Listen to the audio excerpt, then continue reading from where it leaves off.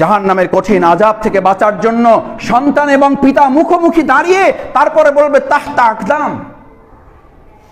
সন্তান বলবে আমার সেই পিতাকে ডেকে নিয়ে আসুন, যেই পিতা তাহাজ্জুদ পড়েছে, নফল রোজা রেখেছে, নফল নামাজের পর নামাজ পড়েছে, টুপি পড়েছে, দাড়ি রেখেছে, লম্বা জামা পড়েছে, সাদাকার পর সাদাকা করেছে, কিন্তু আমাকে দিন প্রতিষ্ঠার জন্য, দিন শেখানোর জন্য, দিনের কাজ করার জন্য সে আমার পিছনে কোনো কাজ করে নাই। আমাকে ইংরেজি শিখিয়েছে, আমাকে বিজ্ঞান শিখিয়েছে, আমাকে ম্যাথামেটিক্স শিখিয়েছে, আমাকে জিওগ্রাফি শিখিয়েছে, সোশ্যাল সায়েন্স শিখিয়েছে, কিন্তু আমাকে কোরআন শেখায় নাই। ওই সন্তান আল্লাহর কাছে আবদার করবে আমার পিতাকে নিয়ে আসুন। আকদামিনা মিনাল আসফালিন।